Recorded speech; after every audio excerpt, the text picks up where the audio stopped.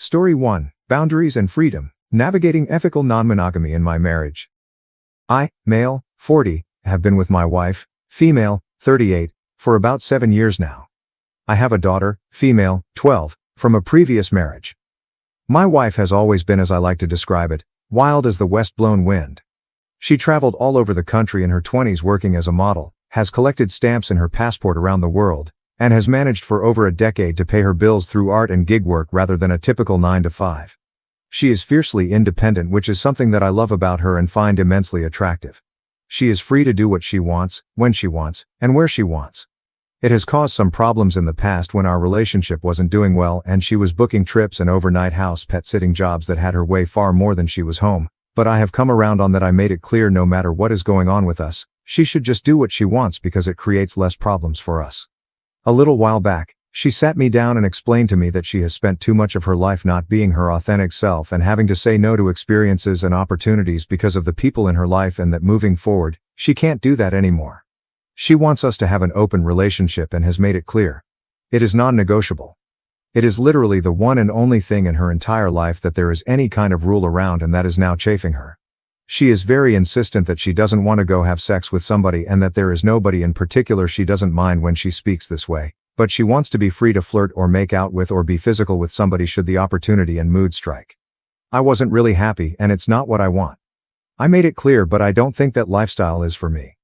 I saw it as having 3 options. We split now, or I jump into ethical non-monogamy and start going on dates myself to give this whole thing a shot. We live in Portland, or so it's not hard by any means to get dates in the E&M world. I'm decent looking, in good shape, kind, and have a good job. Or we stay together, and I stay monogamous while she steps out when she feels like it and waits to see how that's going to feel. I opted for the second choice, and over the last month or so I have been on multiple dates, met some wonderful women, have had some great sex, but more and more. I am just getting the feeling that this just isn't for me. I know it's such a trope, the stay together for the kids thing, and how terrible that generally is. She has such a positive relationship with the kid, they love each other and are great for each other. That is a big weight when I consider my options. I am very strongly considering informing her that I am not going to be dating anybody else or being physical, and that ultimately it's up to her to decide what she wants to do. It takes 2 people to be in an ethically non-monogamous relationship, and without me agreeing, then if she is physical with somebody else, going on dates, seeking that emotional, intimate connection, then it's cheating. She is still free to do whatever she wants, but the consequences to cheating are going to be what you would expect. It is not an ultimatum, but it kind of is. She is so stubborn and independent. I think just the fact that I am drawing you lying in the sand, no matter how I do it or phrase it, would be enough. She would probably just end things. There is a chance that she says okay and then nothing happens for a while. She says she's not in any hurry. She's so far kissed one guy after a party and had a dinner date with someone else. I believe she isn't in any big hurry like she says. But eventually she's going to tell me that something has happened, and then that will be the end of things. I think honestly there is no chance I draw this line and she takes a step back and considers everything she's giving up. Our family, friend group, house, my in-laws who love her dearly, etc., and decides the freedom to kiss a guy if she feels like it is not worth the trade-off. If I tell her, I'm not doing this E&M or open relationship, then one way or another that's it. Story 2. Blissfully Ignorant No More. 9 months ago, my partner of 11 years and wife of 3 abruptly told me I had to move out because she was no longer in love with me. She gave me a few days to make new living arrangements. During those days, she bragged, about an emotional affair she was having on Facebook. I didn't even know that emotional affairs were a thing at the time. I told her it was okay, because I thought it was. For the next 9 months, we lived 1,500 miles apart. I supported her financially by paying the house payment, nearly every bill, and even some payday loans that she took out for the first 7 months. All of this time she was insisting that there was still a good chance of us getting back together. She came back to our hometown, where she exiled me 3 times during this period, and we got along great. In fact, the romantic part of our relationship was very good when she visited. Shortly after her last visit at the end of August, I really started to press her on returning home. At this point, she acquired a roommate with 3 dogs. She said this would prevent me from moving back with the 2 dogs of ours that I took with me, as the house would now be too crowded. Her roommate turned out to be a real dandy. She was moving out from the house where her recently deceased ex-husband and her had lived while she dated other men, most of whom were married. I notice my wife is drinking and partying quite a bit with her, but that isn't really a problem to me. About this time, her attitude towards me returning takes a big change. Any idea that I give to come back is promptly dismissed. She mentions changing her genital grooming habits as well, which really makes me think, as we discussed shaving before, and she was vehemently opposed. We discussed divorce, but she won't file because she can't afford to yet, her words. I agree to give her time until she gets more stable and potentially even try to get back together. Then, 2 Fridays ago, she turned off her location services on our Life 360 account. She hadn't done this since shortly after we separated. I thought I understood why then, and it threw me off a bit. I messaged her several times that day, as I usually did. Eventually she told me she was picking up a friend to come over and drink with her that night. She refers to the friend as her. On Saturday, at about 10:30 a.m., she turns Life 360 back on. I talked to her several times that day. She mentions that her friend, still a she, stayed the night. Now the suspicions start to arise, but I am still not too worried. On Sunday, I called her to ask if she minds if I go to a movie with an old friend that happened to be a woman. She agrees, and we talk for a bit. Then, it comes out. She feels guilty and admits that she is a he, but he just slept on the couch. Now I am more than a little irritated. She insists nothing happened sexually. I believe her because I still loved her and didn't want to think she could do something like that. I keep fairly well composed and my first thought is to get through this. After a week of stewing in my thoughts, I decided to file for divorce in the state she exiled me to. I do this because she indicates that the law in the state we were residing uses prior ownership when settling divorce, while the state she sent me to is a 50-50 one.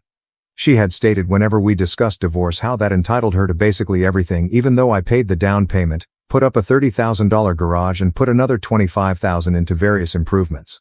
We did split the mortgage payments, so she did at least pay something. I tell her 3 days later that I filed, and she goes ballistic. This completely blows up her plot she has been planning for at least 9 months. Looking back, I think it was actually considerably longer, but who knows? I stayed calm, and let her reveal that she was, in fact, planning this for a long time. Thankfully, she is not the brightest bulb, and still believes she will get the house without paying me back for my investment. She shows me her state's law describing the prior ownership, to which I say that it no longer applies. She then shows me some bit of my state's law that seems to support her assumption. I agree that she will probably get everything and secure the best divorce lawyer in the county. The only problem is that I still don't want to hurt her. I would still agree to let her have time to work out finances if we had a binding contract about what would happen when we did get divorced. There is no chance of reconciliation. I know that I shouldn't care about her and should take her for everything I can. I just can't help the feeling that it is still my fault and that I am the asshole, even knowing that she plotted to take me for everything that I worked my entire life for and probably cheated on me for, at least, close to a year. Why can't I place blame where it belongs? Why do I blame myself? Why do I still want her to be happy? I'm killing myself with the combination of anger, regret and guilt. I barely sleep. I attack people over nothing. All while she seems to go about her life without a care about what she did. Sorry for the rant. Thanks for listening. Story 3. My partner of 2 years thinks I betrayed him because I messaged a woman he was texting. Do I deserve this? Basically, my boyfriend, 24, got me, female, 23, a new phone a few weeks ago. It's the exact same phone he has. I kept mistaking my phone for his and his phone for mine the first 3 or 4 days. Well, on one of those days shortly after I got the phone, I woke up at 5 a.m. to tend to barn animals. I accidentally grabbed his phone. I clicked a notification for a message and read it. Once I read it, I realized I had his phone. But the message I read concerned me. It was with a woman coworker, female, 20, he has, and it was along the lines of I really wish I could have said Happy Thanksgiving to you in person. That alarmed me, so, shamefully, I read through a lot of their messages. A lot of them were upset. Nothing downright flirtatious, but memes about flirting, a kissy emoji, complimenting her eyes. General texts that are eerily similar to ones I would receive. I confessed immediately and asked him what his relationship to her was. He assured me immediately that it was just him being friendly, that she was like a sister to him, etc. He then said he wouldn't talk to her outside of work anymore, but he requested that he be allowed to tell her exactly why they can't talk. Because of me. It obviously made me horrendously insecure, and then I felt guilty for taking away a friendship from him and being made out like a villain. I decided in the heat of the moment that I'd just message her. I explained what happened. I explained that she is gorgeous and that it just made me feel so uncomfortable. I explained that he told me nothing was going on, but I just wanted to clear the air and not come across like a devil. It wasn't right of me to message her. When he found out about it, he was pissed. He said I lost all his trust, That I went behind his back, that I threatened his standing and reputation at his workplace. He stopped talking to me for 4 days straight. Now he's treating me like I'm on probation. Every little wrong I do he seems to be tallying up. He just says, "Good to know." Then move on. He straight up told me he isn't sure anymore about marrying me because I messaged her. The question and advice I want is, did I really screw up that bad? I regret messaging her, because it wasn't my right to, but to downright say he doesn't trust me anymore because of it and he isn't sure about marriage anymore feels so much like overkill. I'm hurting too. Reading those messages wrecked my self-esteem and I still don't feel pretty or special anymore. Did I really screw up that bad? What can I do to fix it? I've already apologized to her. I just don't know. He is counting absolutely every small mistake against me. Do I deserve this? Story 4. My boyfriend says he won't propose because of a hypothetical job. When I started seeing my boyfriend 3 years ago, I had just moved back to my hometown and was working a very crappy job for extremely crappy pay and living with 2 roommates. He was attending grad school at the local university and also making crappy pay and living with roommates.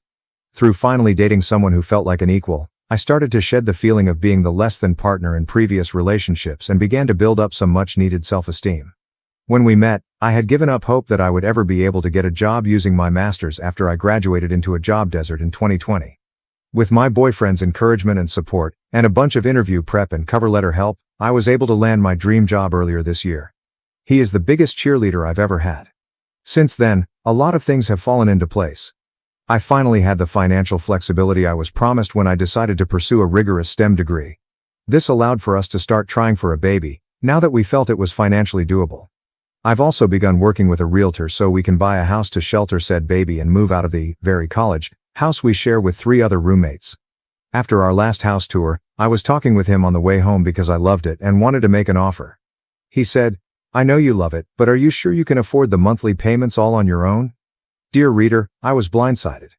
The plan had been that I would buy the house because the deposit money is mine alone and my name alone would go on the deed to the house. We would draft a formal tenant agreement for him to cover our asses, and then after we got married, he could buy into the house so we could share equity and both be on the deed. So, I responded with something like, "What the fuck are you talking about?" He told me that once he finishes his PhD next year, he will likely need to move far, far away for work and that I already knew this. As one could infer, a massive argument ensued. Early into our relationship, I told him I would be willing to move for his job. I said I would move if it was within a couple hours drive of either of our hometowns. I spent most of my 20s living abroad and realized family and friends are very important to me. I hang with my support network often. This is a non-negotiable for me and I explained that. He is twisting my words to reflect only the first part, that I said I would move. These far, far away places he mentioned as possibilities are not near our hometowns. In fact, they are multiple flights away from our hometowns. What's even more absurd is that we live in an international hub for his field of study. Researchers from all over the world move to our small city in the US for this specific work. The program he's in at the university is located here because of the large local industry. I am puzzled as to why he is insisting he would need to move far away when he's within reasonable commuting distance to so many viable employers. A part of what makes my dream job so dreamy is the location. It can be extremely difficult for 2 educated people to find relevant jobs in the same location, and this location is where he can also find work. In any case, he's now saying he doesn't want to propose until I move with him for his new job, which doesn't exist. There is no specific position he is referencing. He feels it's unfair that I'm now saying I won't move for his job, and I feel it's unfair that he's dangling our entire future over my head for a hypothetical job. Reddit, I feel like I'm taking crazy pills. We live together, we have a dog together, we're actively house shopping together, we are trying for a baby, I could be pregnant right now. I haven't worried too much about the proposal because everything else seems so serious. I assumed he just didn't have enough money for a ring because he's a student, or he would wait until his stressful PhD was over, or until he had some intangible feeling of settled. Now, I'm wondering if he ever planned on marrying me at all. Maybe he's just riding this out until his program is over so he doesn't have any added stress until then. Maybe the lease and the dog and the baby have all been him placating me and a house is where he draws the line. The optimistic side of me is hoping that this is all due to stress and he doesn't mean it and everything is rosy after his defense. I really don't know what to do. Story 5. Time to get things off my chest. Fuck soulmates. Do you believe in soulmates? It was probably just as well I didn't. I, female, 56, last spoke or saw my husband, 57, on 17 December 2021. I married in 2013 at about 45 years, late marriage and my first, and last. I married a man I had an incredible bond with. We talked endlessly about anything and everything, we had no secrets. I never miss him and haven't ever missed him. There is not one single space in my life that could be described as missing him one little bit. I hope to be divorced, by at least, this time next year, but as it costs £500 to fund a divorce and I've shall we say modest funds, a long story. I'm probably going to spill the beans in the AITA feed for some of the story, which is so weird, but probably not as unusual as I think it is. Based in the UK, we have not contested divorce, since a couple of months after we split. We were late marriage, not much money, so there are zero assets to fight over. And he hasn't made any contact referencing a divorce. I was his third wife. I'm surprised he hasn't fallen for prospective wife number 4. Like many, I am an intelligent and independent woman, who came away from the marriage, exhausted, disassembled, betrayed, and ill for 6 months.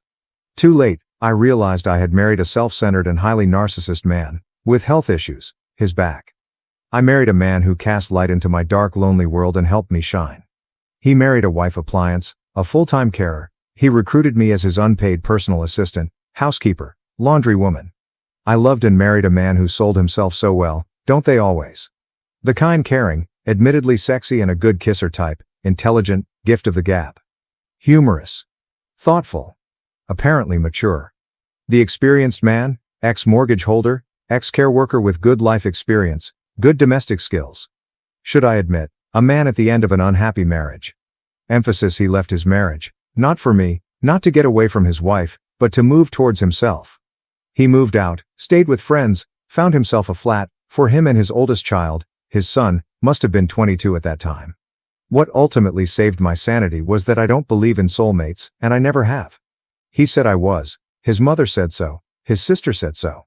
If I was the sort of woman who believed that, then I might still be there, giving all my energy as his full-time carer, unpaid PA, and faceless wife appliance. But I don't.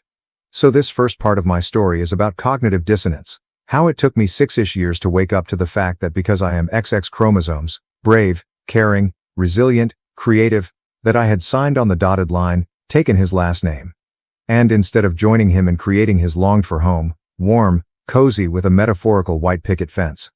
That I had signed up to be a faceless personality, less drudge, a nag, not to be listened to, taken seriously, respected. I studied narcissism during COVID, Dr. Ramini on YouTube etc., and woke up to the realization that my golden man was a charismatic liar, a covert narcissist, even worse a closet misogynist.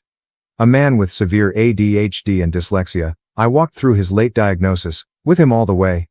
And his 2 spinal surgeries, PIP applications, problems with his children, his annoying mother. There's so much more that I hope to share with you ladies. If you will let me, I would be honored. So I will end my first part with this. Fuck soulmates. Fighting the cognitive dissonance. I work hard to keep a sense of balance to counteract the cognitive dissonance, that I married a man, who tells everyone who will listen that he values family above all else, that he married for life. God, if I had a pound for every time he said that in the first 3 years. I trusted him to bind my life to his, to work hard, to match his alleged work ethic. And yet the very last time I spoke to him was to scream at him for 20 minutes that he was a liar. He was. I thought we were going to come to blows, very briefly. 2 6-foot-tall Welsh people, me an ex-redhead built like a runner and a biker-type wife, him a red-bearded ex-rugby player, biker type. He walked away and I never saw him again. Why do I think he walked away? Not because he scared himself, he might hurt me. Not that I gave a flying fuck there was going to be a scrap at that moment. But because at that moment, he saw hatred, white-hot Celtic fury, and a woman who was not going to give one single solitary millimeter. A woman who was willing to fight nasty dirty, because there was nothing left to save. But the cognitive dissonance is heinous. I got on the wrong train, going in the wrong direction and ended up getting off at the wrong station, an alien station, in an alternative universe. My very own episode of Doctor Who. But I'm not Riversong and I had no spoilers. Part 2. Do you believe in soulmates? Do you believe you have done everything you possibly could in marriage and it still didn't make a difference? Have you abandoned your friend to her post-breakdown personal hell? Sorry, but I can't tell this story quickly because there are layers and layers of context and nuance. The last time I saw my ex-husband was December 17, 2021. I was 53, he 54. I was his full-time carer, he a man facing a degenerative spinal issue, not diagnosed until after we were a bonded pair. Marriage came later, about 3 years after we met, and 2 after we became a couple. We had barely spoken for the month before the last high-volume discussion from part 1. And this was after the secret came out. A secret that came out with no warning, don't they always? A secret that came up in a totally random conversation, because a secret is a truth everyone else knows, takes for granted, except the one who doesn't know, me. Actually, a friend of ours was helping us iron out some issues in September and October. No, it wasn't adultery. Worse than that. No, it wasn't criminal. And no, he wasn't gay. And no, it wasn't any sort of abuse. But that has to be for PT3. It was something, it was betrayal. It was a secret kept by X and 3 other people, G, B and Ani, we'll call them. Kept for 2 years. I asked him 2 days after I was told and he admitted it. We were always blisteringly honest with each other. He said, yes, it had happened, and brushed it aside as having happened 2 years before. As my world fell apart. I barely ate for weeks. We barely spoke. 4 people knew, and 3 of them may well have assumed I knew. The person who told me, we'll call her Annie, and whom I had known for about 18 months, actually told me she had not wanted to become my friend, because she thought I knew and that I approved. But you're going to need so much context, dear ladies, before I tell you the secret, and not in this part. And she did not want to get to know me. All 3, GB and Ani, all women, had in one way or another for 2 years behaved oddly, and I had sort of noticed but had no context, no data, no information. The only one whose behavior did not change, as far as I was aware, was the ex, but now I'm not even sure. It feels like another person's life in another universe. Needless to say, I lost my shit, because he acknowledged nothing, apologized for nothing. That was when I screamed at him for being a liar. For 40 minutes, I was so white-hot and angry, I could not find any more words than you're a liar. Liar. Repeated endlessly. I always assumed the last argument would be intelligent or impressive. Not me repeating the same word, very loudly for seemingly endless minutes, at the top of my lungs. So X walked out forever. I assume he got the point that it was probably over. So then you get the shock, aftershock, go sit on the end of your bed. Text a person, that was my daughter, happened to be living just up the road. 30 minutes later my daughter is with me. My daughter is in a wheelchair because of a virus, not COVID 2020. Ani gives daughter a lift to mine. Ani, who blurted out the secret in November, wants to talk to me. I don't want to talk to anyone other than my daughter, and who makes a brilliant cup of tea. When has that ever not been important? I never saw Ani again. Now Ani was sort of my husband's friend. She disapproved of something I did. Let's call that a vengeance. So extra context. The ex was a highly extrovert and humorous person, Myers-Briggs ESFP. A people person to the extreme. Literally I had seen him have a table of people in hysterics, some cry with laughter. A man's man, a biker with loads of biker friends.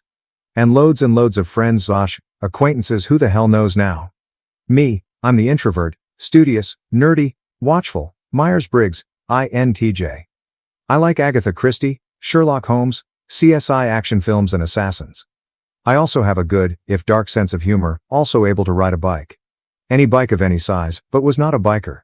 I ride a bike exceptionally well, and the way that women who own and drive their cars, who really enjoy it, drive their cars. This could have made me his ideal woman, a woman who would understand why he rode a bike. I loved all his non-biker friends. His biker friends, not half as scary as they seem, though they strop like a bunch of school kids in the playground. I was never frightened of them, but then I'm 6 foot of ex-redhead celt, and feisty with it. My daughter might tell you I'm scary. Now bikers will go to hell and back for each other, and they hate men who are horrible to women. He had other friends, I met them all and I laughed with them all. We helped some of them out, to move, to support, to organize parties, with businesses and on and on and on. I laughed with his family, his kids, he introduced me to everyone. I have never socialized so much ever. I held his hand when he cried over being an abused child, an adopted child with no idea about his birth family and one or a few more scary things. I listened to him endlessly about how horrible his ex-wife was. By the way, that's a huge red flag, ladies, but not because he necessarily wants the ex-wife back. Funny that, I'm the ex-wife. He probably bores the hell out of people slagging me off now. I woke him up from his bad dreams, quietly, calmly, lovingly, and having encouraged him to do a DNA test, I found his birth family. Yes, I'll repeat that. I found his birth family. My biological mother, father, passed, 1 brother, 1 sister, 3 stepbrothers. We even went to his dead father's grave. We met family, went to parties, gatherings.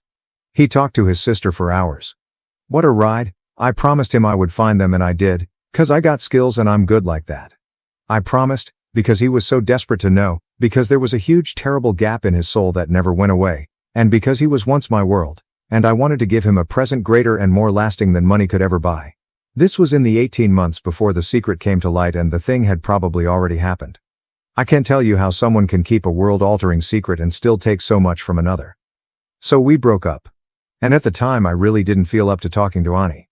My daughter, a fabulous young woman, in a wheelchair since a non-COVID virus in 2020, took over the front room, stayed to keep an eye on me, but knew while I needed someone to keep an eye on me, that there was nothing to be done, I sort of came to after about 6 months. I wish there had been a lot less shit hitting the fan since that point in my life, but there wasn't. 2 years later I'm not 100% well, but there's been lots of shit. So we broke up.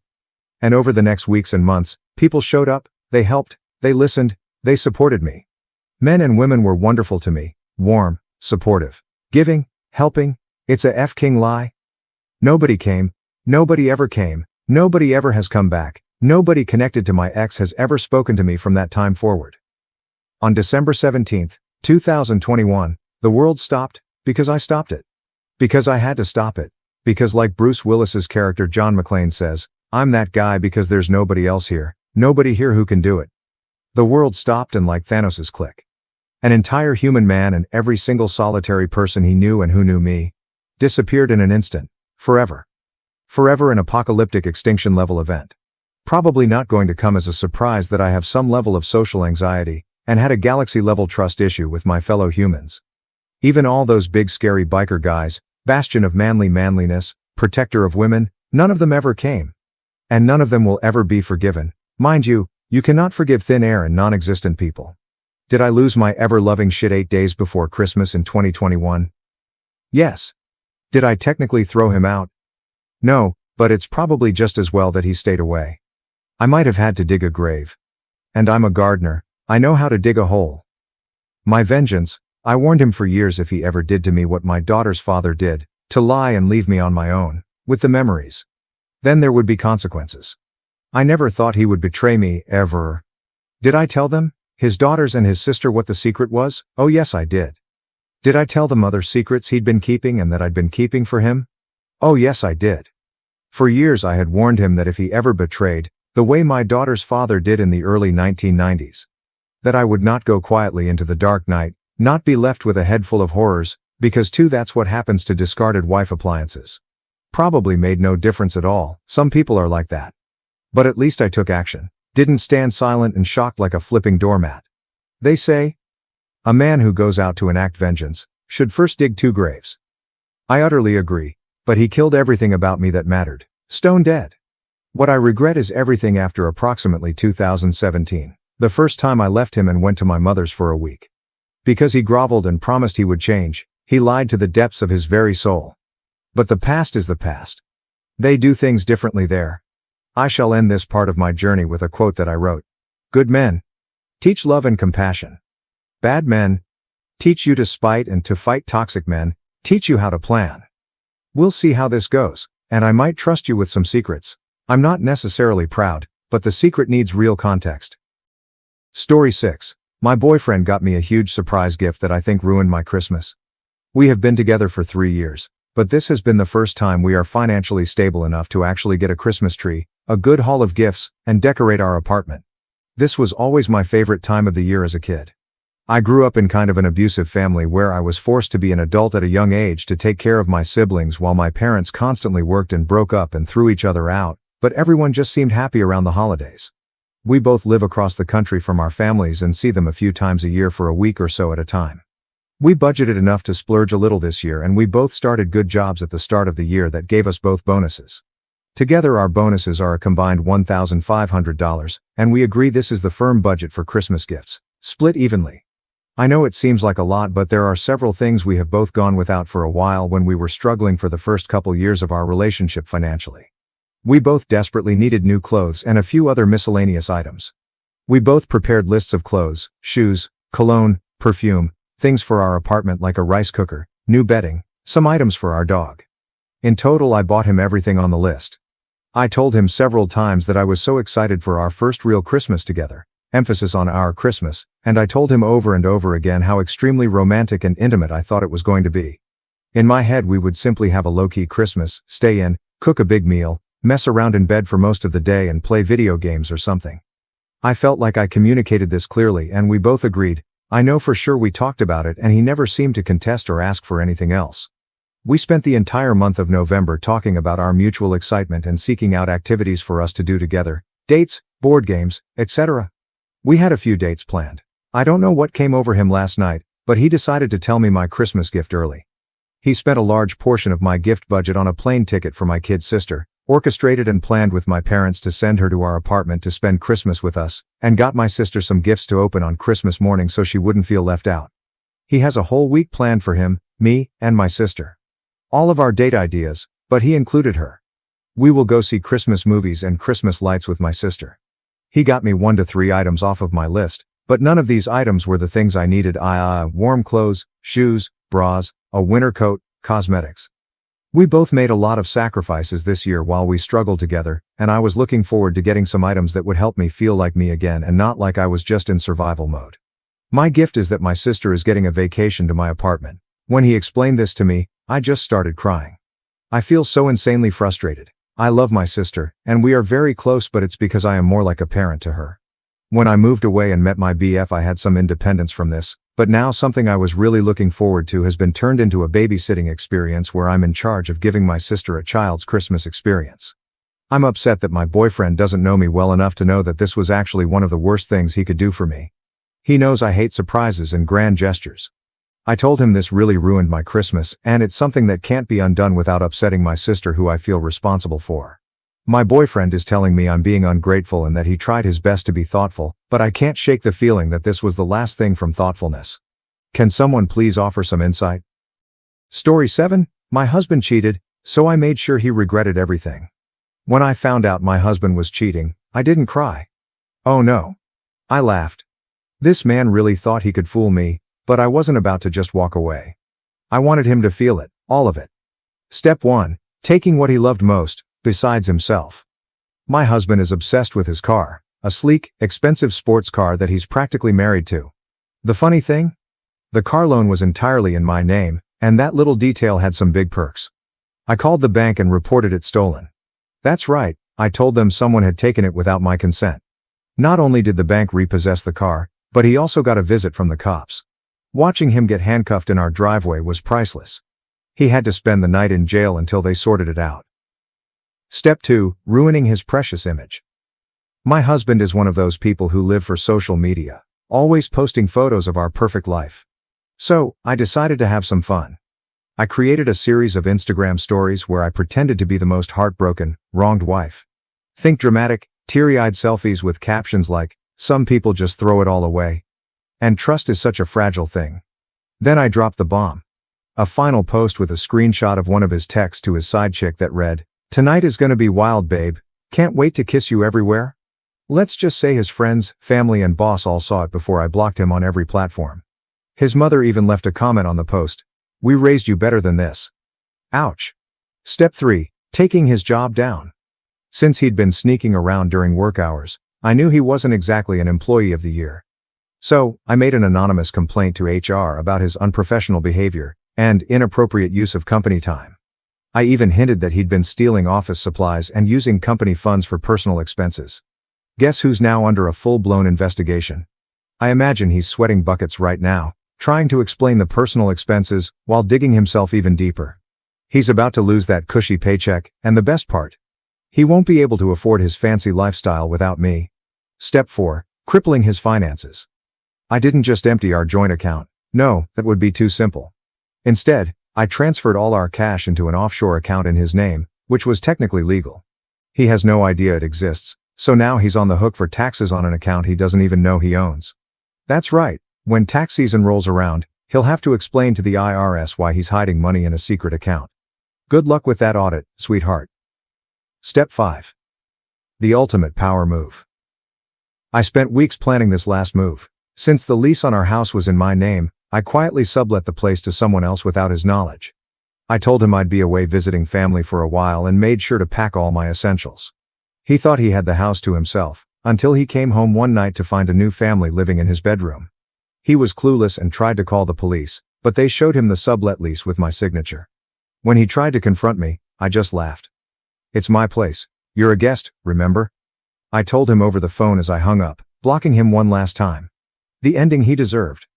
Last I heard, he's sleeping on his buddy's couch, broke, unemployed, and getting audited by the IRS. His friends, family, and coworkers have all seen the screenshots, and his social media following plummeted after everyone unfollowed him. And the final twist? His beloved side chick ditched him after she realized he wasn't the big shot businessman he pretended to be. He went from living in luxury to couch surfing, jobless, friendless, and completely alone. And as for me? I'm celebrating my freedom with a bottle of champagne, a brand new apartment, and zero regrets. Cheers, babe. Story 8. I regret raising my siblings. My mom went to federal prison when I was 17. She had been in and out of county jail for my entire childhood. Never drugs or prostitution. It was always retail theft, bad checks, etc. She had 6 children with 5 different men, 3 boys then 2 girls and then 1 boy. I'm the oldest child and she had me when she was almost 19. My youngest brother is 15 years younger than me. She committed mortgage bank fraud and did almost 8 years in the feds. My grandma helped us but died when I was 20 years old, and she was also convicted of conspiracy for not cooperating against my mother and did 9 months in a federal prison. She died 9 months later after her release. No other family to speak of that would help. I was able to gain full guardianship of my 2 brothers closest to me in age and one of my sisters. I maintained that guardianship for each of them until they were 18. My sister, however, was able to live with my mother for most of her teens because my mother was released by that time. My brothers, however, were over 18 or almost over 18 when she came home. For anonymity's sake, we'll call my brothers A and B and my sister C. My brother A is alive and well. He is employed, married to a nurse, owns a home and has 2 children. Brother A sounds great, but there's a reason for my regret. Brother B is deceased. He was killed when he was 19 in 2016 by gunfire in a setup. He was killed by someone he called a friend who'd lured him there to sell him some weed. He had a girlfriend who was 5 months pregnant. She had the baby, my nephew. Brother A got Brother B's baby's mom pregnant a year and a half later, which gave me another nephew. Obviously, this did not go over well. Brother A was never in a relationship with her, nor did he intend to date her. Brother A didn't play a part in his child's life for the first year because of his wife, then girlfriend, and her disdain for the baby. Brother A was on drugs and very much lost in life. I was able to get him into rehab, and since he's gotten out of rehab, he's slowly cut off his family because his wife forces him to. Brother A even tried to have our nephew from our deceased brother and his son separated unless 2 adults were present. Brother A's wife and my wife do not get along. Mainly because his wife is from a privileged background and we are not. There's a culture clash and a judgmental feeling in the air during every interaction. This is not just with my wife. Brother A's wife has this issue with our entire family. Our family still tried to love and accept her. However, she isn't interested.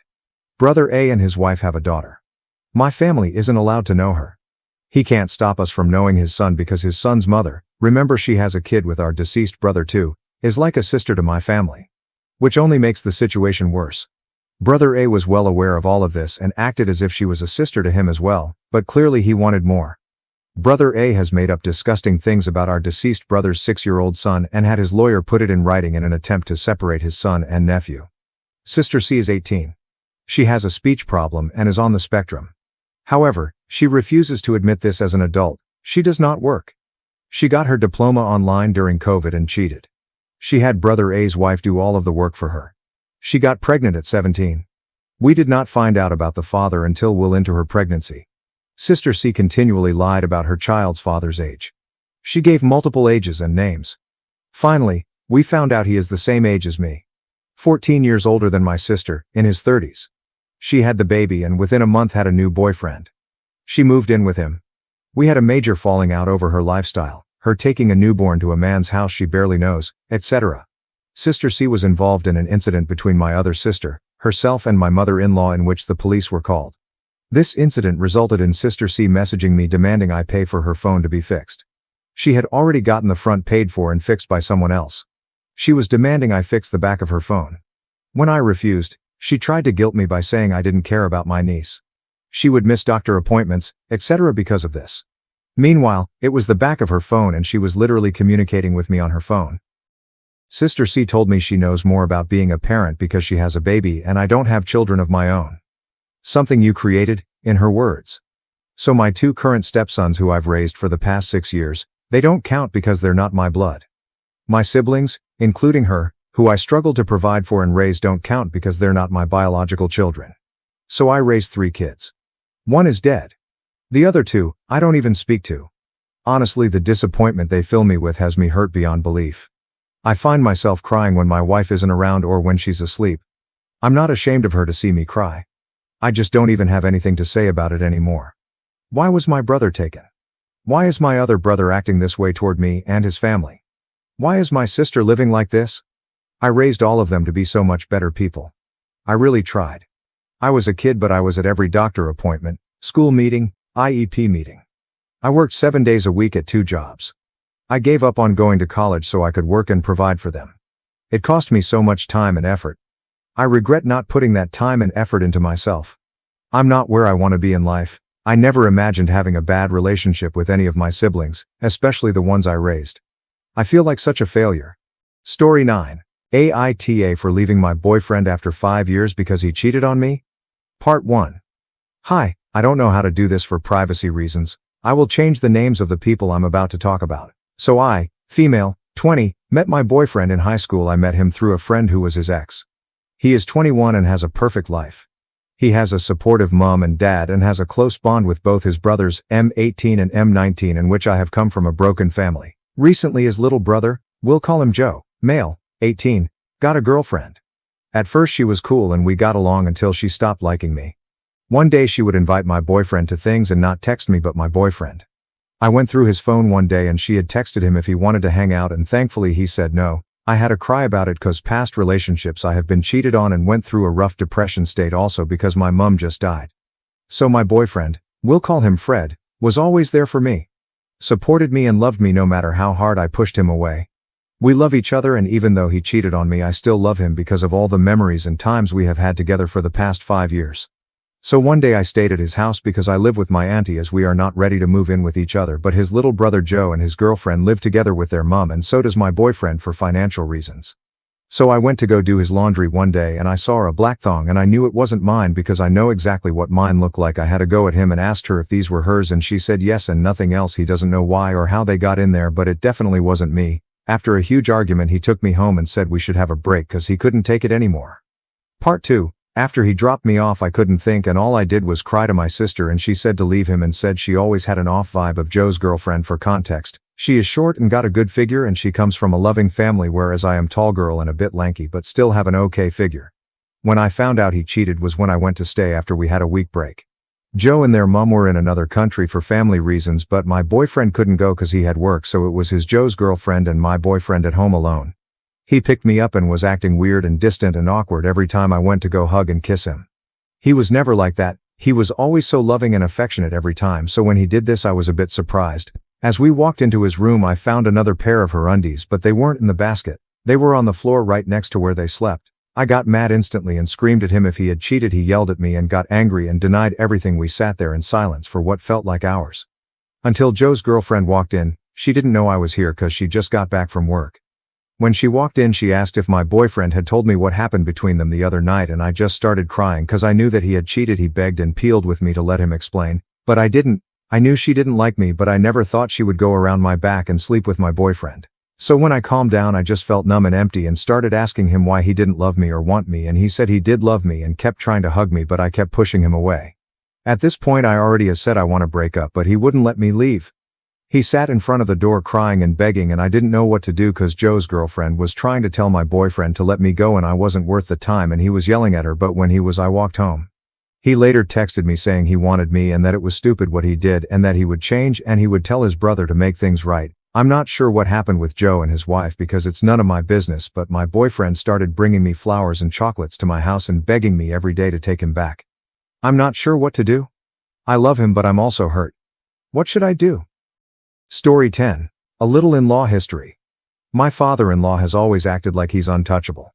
He's the breadwinner, always in control, and never lets anyone question him.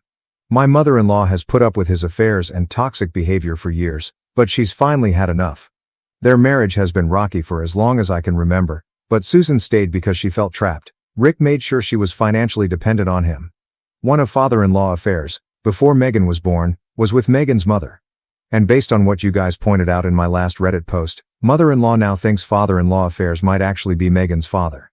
It's something that never fully clicked for her before, but the more she's thought about it, the more it makes sense. Father-in-law affairs always treated Megan like more than just a family friend. He's obsessed with her, defends her no matter what, and insists she's practically family. Now, we all have to wonder if it's because she literally is. Every time I expressed my discomfort with how close my husband and Megan were, my father-in-law was quick to brush me off. He'd say I was just jealous and that Megan was basically like a sister to my husband. But after finding out about my father-in-law's past with Megan's mother and seeing his unwavering loyalty to Megan, I can't help but feel sick. When I exposed the affair at the family BBQ, the father-in-law didn't even seem surprised or upset like everyone else. He acted like it wasn't a big deal and told me I was the one overreacting. His reaction makes me think he knew about the affair all along, maybe even encouraged it, given his weird attachment to Megan. Now, my mother-in-law has finally decided she's had enough. She's divorcing father-in-law and has demanded he get a DNA test with Megan.